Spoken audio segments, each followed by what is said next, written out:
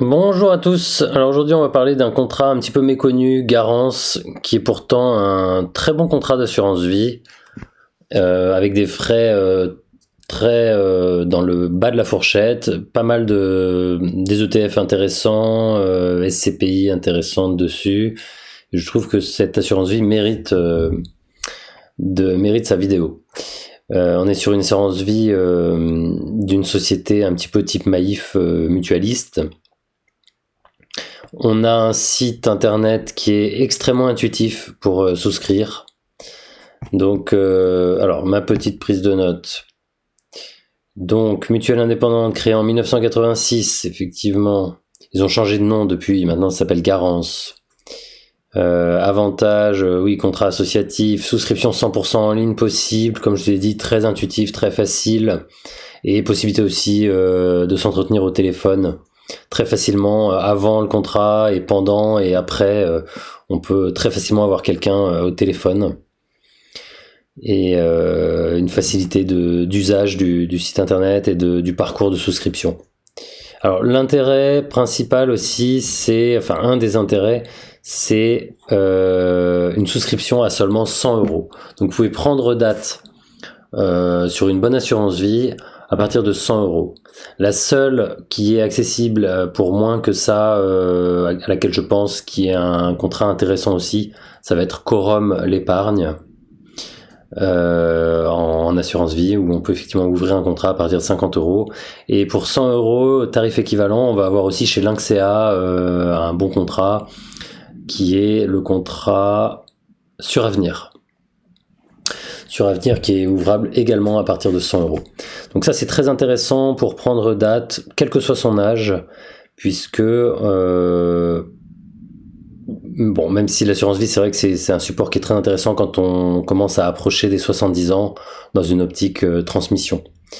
Mais bon, moi je trouve que c'est très intéressant de prendre date quand on est jeune, parce qu'on a un très bon fonds euro, je vais en parler tout à l'heure. On a la SCPI Eurocozen qu'on peut mettre dessus, et puis on a des ETF. Donc même en étant jeune, ce contrat a une utilité. Donc versement programmé à partir de 50 € effectivement par mois. Alors peut-être que c'est possible même par trimestre. Souscription à seulement 100 €. Alors les frais de versement à 1%, ce serait un des rares inconvénients qui sont à mon avis négociables à 0,5% si on met une somme plus importante sur la table. Peut-être qu'on peut être à 0,5. On a des frais de gestion à 0,60% par an sur les unités de compte, donc on est dans la fourchette basse du marché, même si on peut trouver encore plus bas, on peut être à 0,5, notamment chez Lynxea Spirit 2 par exemple, ou le nouveau Lucia Cardiff, et j'en oublie, le nouveau Swiss Life aussi bref, il y a des nouveaux contrats à 0,5 qui existent. Mais bon, 0,6, on est dans la fourchette basse du marché, donc très intéressant. Et on a un fonds euro qui est vraiment excellent. En 2024, on est également à 3,50, 2023 3,50, 2022 2,80, avec une régularité aussi dans le fonds euro. Donc ça, c'est un des points forts vraiment du contrat. Sécurité du capital à 100%. Les ETF disponibles, on va en parler. Gamme d'ETF ISR, c'est beaucoup d'ETF de chez Amundi.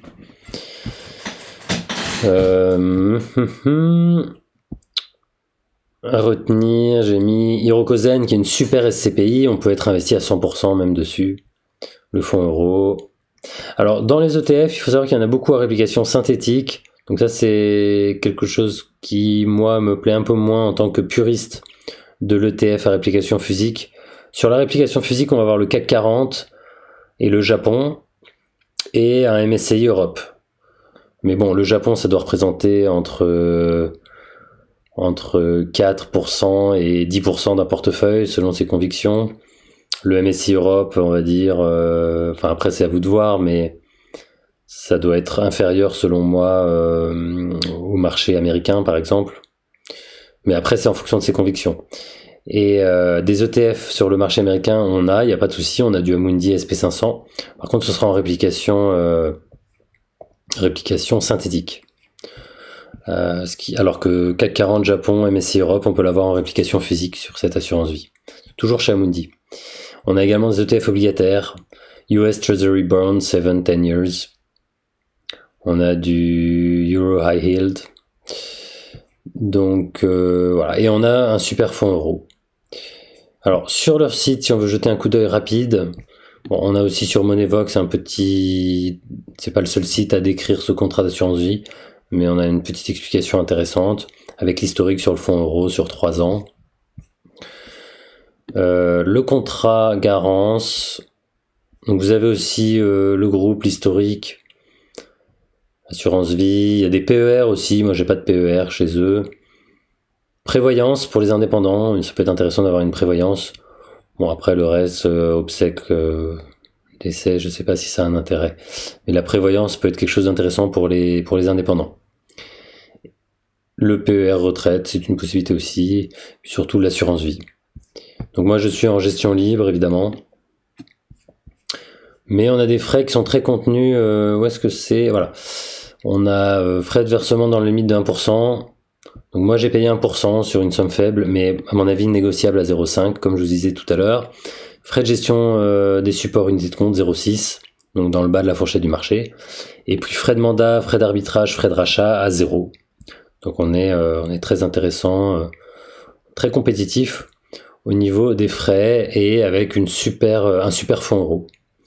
Donc écoutez, si vous avez des questions, donc moi l'allocation que j'ai fait d'ailleurs à titre personnel, c'est j'ai fait 50% Hirokozen, qui est une SCPI parmi les meilleures à mon sens, et puis 50% SP500, où j'ai acheté en plus dans le creux de la vague là.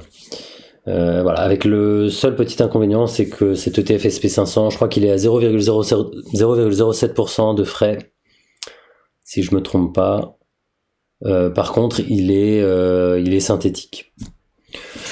Voilà, donc de toute façon, ça c'est pas un conseil en investissement, c'est à vous de voir selon vos convictions et puis surtout votre capacité à prendre du risque sur le marché action ou à rester 100% en fonds euros si vous voulez vraiment sécuriser cet argent. Ça c'est à vous de voir. Voilà, je vous souhaite une très bonne journée et puis n'hésitez pas à me laisser des commentaires, des questions, j'y répondrai normalement. Bye bye.